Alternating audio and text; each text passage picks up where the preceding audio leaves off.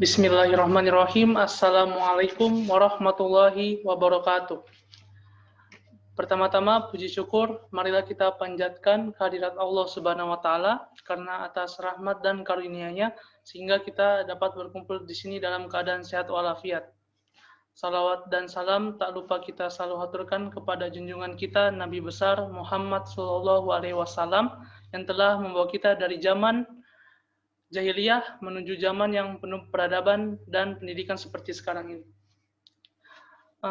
Tak lupa terima kasih kami ucapkan kepada Ibu Suci Miranda selaku dosen fisika dasar kami yang telah memberikan kami kesempatan untuk melakukan praktikum. Ya, kami dari kelompok fisika dasar yang beranggotakan 4 orang. Yang pertama saya sendiri, Muhammad Imam Taufik. Yang kedua, Muhammad Yafiz Habibi. Yang ketiga, Fahiyah Sajidah Salma. Yang terakhir, Ahmad Rafif Mujadid. Bisa lanjut slide.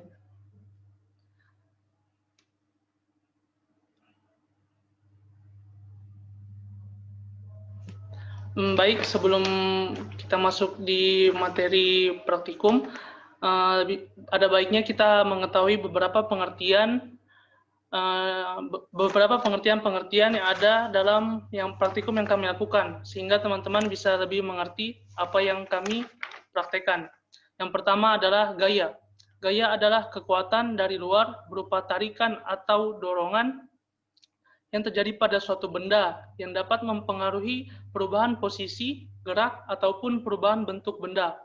Yang kedua, bidang miring. Bidang miring adalah suatu permukaan datar yang memiliki suatu sudut yang bukan sudut tegak lurus terhadap permukaan horizontal. Bidang miring ini kita jadikan sebagai landasan objek pada praktikum. Yang ketiga adalah gaya gesek. Gaya gesek adalah gaya yang berarah melawan gerak benda atau arah kecenderungan benda. Gaya gesek muncul apabila dua buah benda bersentuhan. Benda-benda yang dimaksud di sini tidak harus berbentuk padat, melainkan dapat pula berbentuk cair ataupun gas.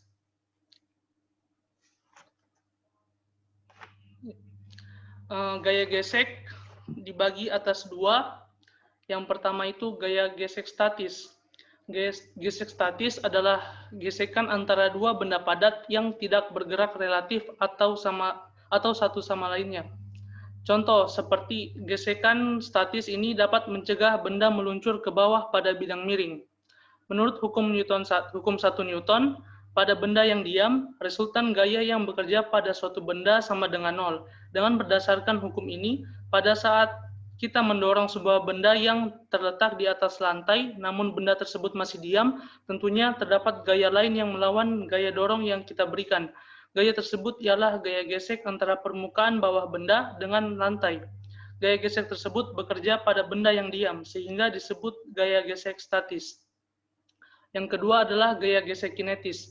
Gaya gesek kinetis terjadi ketika dua benda bergerak relatif satu sama lainnya dan saling bergesekan. Pada saat kita menendang bola di atas tanah, bola tersebut akan menggelinding dengan kecepatan tertentu. Namun, semakin lama kecepatan bola itu semakin berkurang dan pada akhirnya berhenti. Bola tersebut dapat bergerak diakibatkan gaya dari tendangan. Namun, saat di waktu bola itu bergerak, terdapat gaya yang menghambat gerak bola serta mengurangi kecepatannya. Gaya yang menyebabkan kecepatan bola itu semakin berkurang disebut dengan gaya gesek kinetis. Jadi, gaya gesek kinetis ini merupakan gaya gesek yang bekerja pada benda yang bergerak.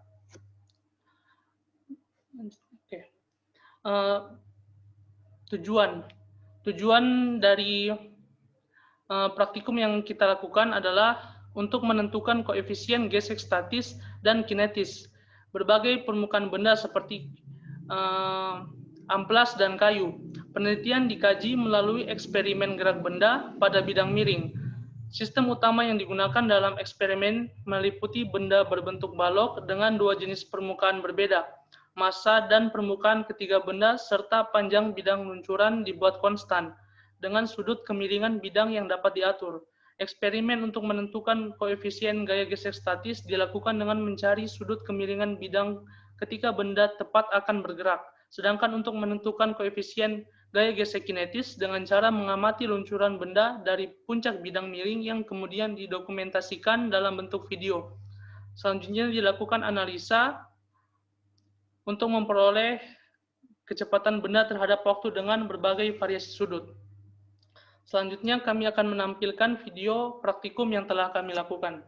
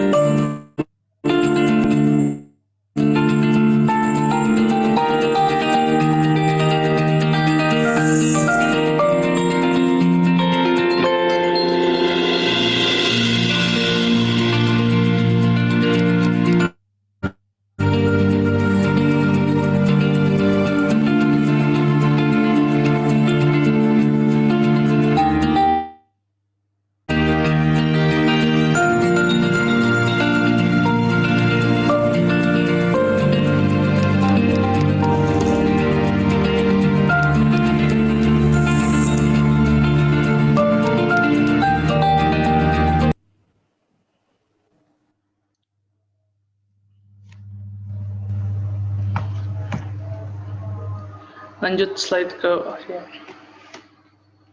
Baik, selanjutnya saya akan membacakan hasil percobaan dari praktikum GGSEK yang telah kami lakukan. Yang pertama, dari video percobaan yang telah kami lakukan, dapat diketahui bahwa pada gaya gesek statis, benda dengan permukaan halus dapat mulai bergerak saat papan menunjukkan kemiringan sudut 30 derajat, dan pada permukaan yang cenderung kasar, benda dapat mulai bergerak saat papan menunjukkan kemiringan 50 derajat.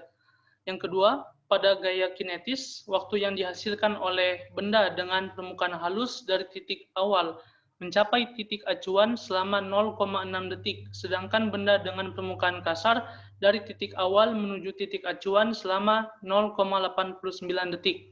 Kedua benda tersebut ditempuh dengan sudut dan panjang lintasan yang sama, yaitu sebesar 60 derajat dan panjang 40 cm. Kesimpulan yang pertama, berdasarkan data yang diperoleh, kita dapat menyimpulkan bahwa permukaan yang lebih kasar membutuhkan gaya yang lebih besar, karena sudut kemiringan yang dibutuhkan lebih besar, agar objek dapat bergerak dibandingkan dengan permukaan yang lebih halus. Yang kedua, dengan sudut kemiringan yang sama dan panjang lintasan yang sama, objek dengan permukaan lebih kasar membutuhkan waktu yang lebih lama, atau bergerak lebih lambat dibandingkan dengan permukaan yang halus. Yang ketiga, koefisien gesek kinetis tidak dipengaruhi oleh sudut kemiringan bidang. Dengan demikian, dapat disimpulkan bahwa nilai koefisien gesek statis tidak sama dengan besar nilai koefisien gesek kinetis, sebab besarnya nilai koefisien gesek statis tidak ditentukan oleh besarnya koefisien gesek kinetis. Mungkin itu saja dari kelompok kami yang dapat kami presentasikan. Mohon maaf jika ada kesalahan. Saya akhiri dengan ucapan billahi taufiq wal hidayah. Wassalamualaikum warahmatullahi wabarakatuh.